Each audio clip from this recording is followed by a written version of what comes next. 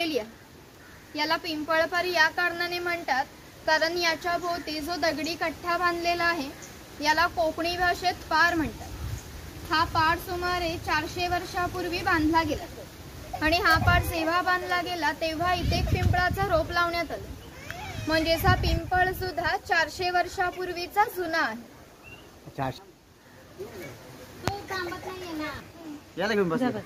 हा शिलालेख आहे। या शिलालेखावर लिहिलेली कविता कवी माधव यांनी 100 वर्षापूर्वी लिहिली। चिपळूण तळ कोकण राष्ट्रदेवीचे निसर्ग निर्मित केवळ नंदनवन। या कवितेमध्ये नंदनवन हा शब्द आला आहे। नंदनवन या शब्दाचा अर्थ आहे स्वर्गातील इंद्राची बाग। जितकी सुंदर आहे तितकेच आपलं कोकणही सुंदर आहे। वर्तमान काळ आणि गुहेच्या पलीकडे आहे 500 वर्षापूर्वीचा भूतकाळ। इथून पुढे पाहणार आहात 500 वर्षापूर्वीची कोकणी माणसं कशी राहत होती, त्यांची समाज रचना, ग्रामरचना, खाद्य संस्कृती, परंपरा कशा होत्या। गुहेतून येताना थोडंसं वाकून या। याला जी फळे येतात त्याच्यापासून कोकम सरबत किंवा कोकम आगळ तयार केले जाते। याच्या बियांचे तेल पाडले जाते। तसेच त्या तेलाचा उपयोग कैलास जीवनसारख्या क्रीम मध्ये सुद्धा केला जातो। इथे अजगराचा स्टॅच्यू दाखवला।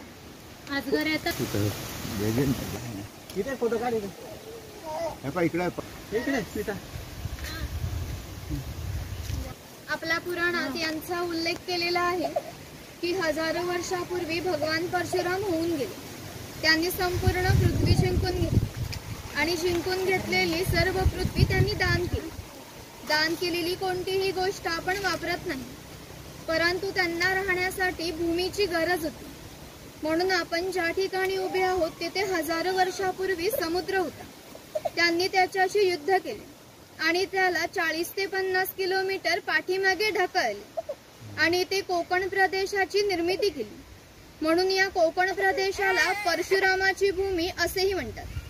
कोकणामध्ये लाल रंगाचा जांभा नावाचा दगड मिळतो। जांभ्या दगडाचा हा जो पक्का रोड तयार केला आहे याला कोकणी भाषेत पाखाडी म्हणतात।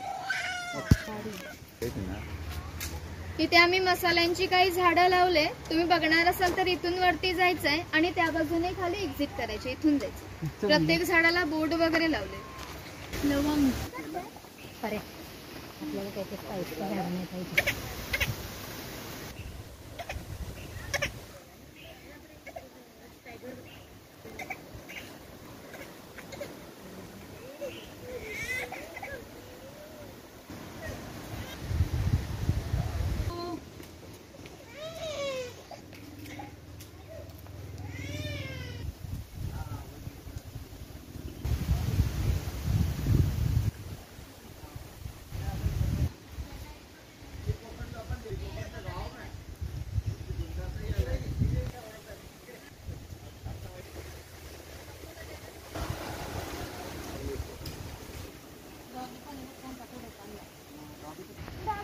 वापरतात।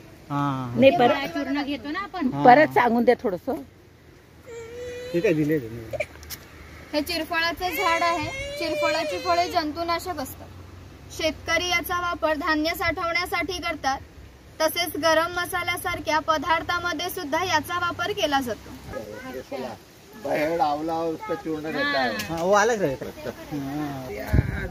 हे ग्रामदेवतेचं मंदिर आहे। पूर्वी धार्मिक संस्था गाव नियंत्रित करत असत। गावातील सर्व गावकरी येथे एकत्र जमत असत। गावातील 2 व्यक्तींची भांडणे झाली तर संपूर्ण गाव येथे एकत्र येऊन गाव प्रमुख त्यांच्या समोर न्यायदान करीत असते। आणखीन एक महत्वाचं वैशिष्ट्य म्हणजे जगभर अशी प्रथा आहे की प्रत्येक जाती धर्माचे लोक आपापल्या देवाकडे जाऊन देवाचे दर्शन घेतात। आपण कोकणी माणसं सुद्धा वर्षभर देवळात जाऊन देवाचे दर्शन घेतो। पण जेव्हा आपल्याकडे शिमग्याचा सण असतो तेव्हा हा देव या पालखीत बसून प्रत्येकाच्या घरोघरी नेला जातो। म्हणजेच कोकणी माणूस आणि देव यांचं नातं इतक्या जवळचं आहे की आमचं एकमेकांकडे जाणं येणं असतं। या देवीचं नाव वाघजाई आहे। हे आम्ही जाणीवपूर्वक ठेवले कारण असं म्हणतात की ज्या निसर्गामध्ये वाघ आहे तो निसर्ग समृद्ध असतो आणि 500 वर्षापूर्वीचा निसर्ग सुद्धा समृद्ध होता। आम्ही कोकणी माणसं वड पिंपळ नाग म्हणून या देवीचं नाव सुद्धा प्रत्यक्ष निसर्गाशी संबंधित असंच ठेवलं आहे वाघजाई. ही आमची पारंपरिक वाद्य आहेत. लाकडी ढोल आहेत, मातीचे ताशे आहेत, म्हणजेच यांचा खालील भाग हा मातीपासून बनवलेला आहे. हे ताशे 110 वर्षापूर्वीचे जुने आहेत. वाजवणारे जर कसबी असतील तर त्यांचा आवाज 1 ते 2 किलोमीटर पर्यंत जात असे. पूर्वी यांचा उपयोग संदेशवहन व धार्मिक कार्यासाठी केला जात असे.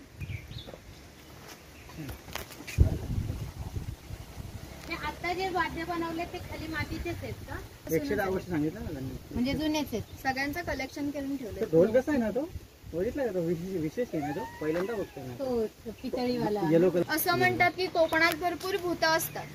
तर कोकणवासियांची अशी श्रद्धा आहे की हा देव त्यांच्यावर नियंत्रण ठेवतो, म्हणून याला शिमग्याच्या वेळी गाराणे घातले जाते.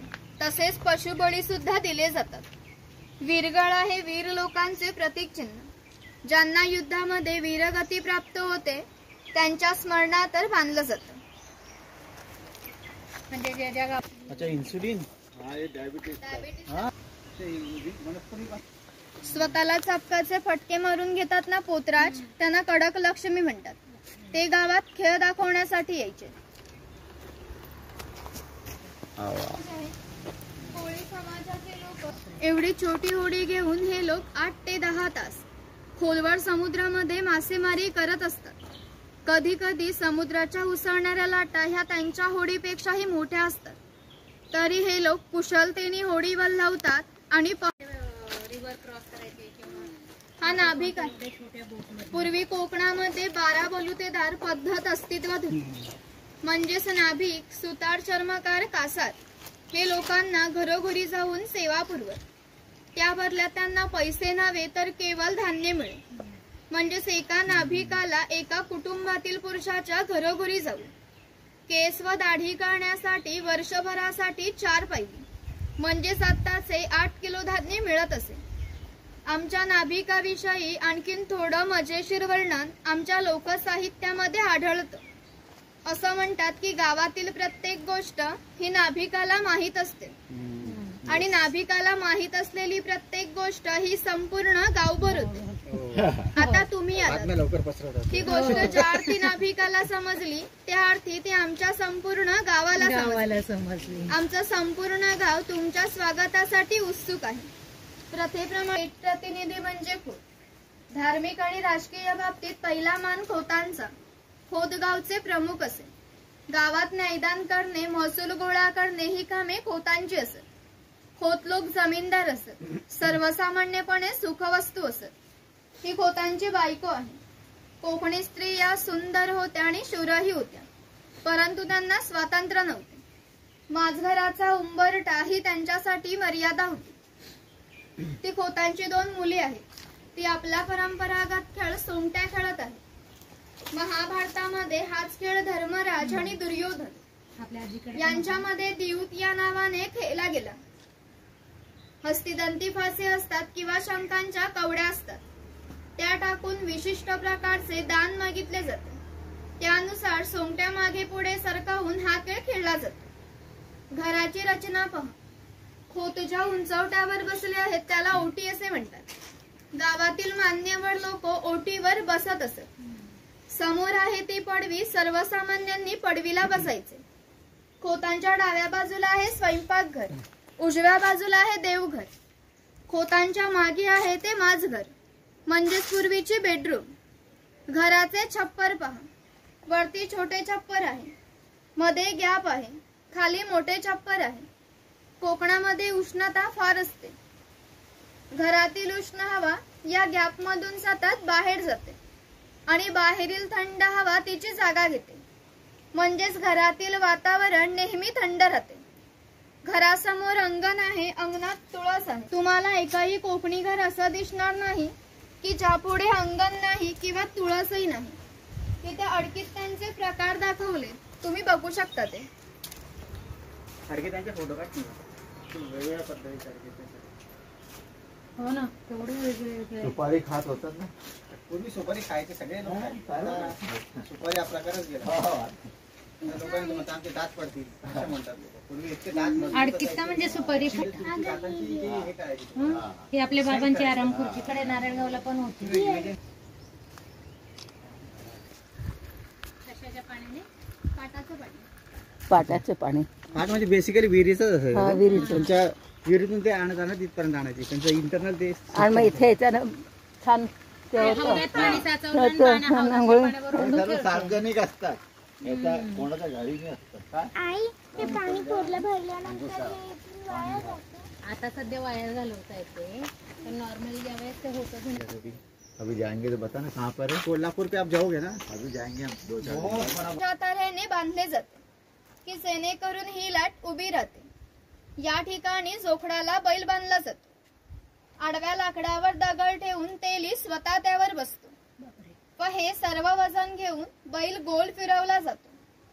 त्यामुळे आतील खोबरे रगडून त्याचं तेल निघते. आतील तेल भरून काढायचे असेल तर सर्वप्रथम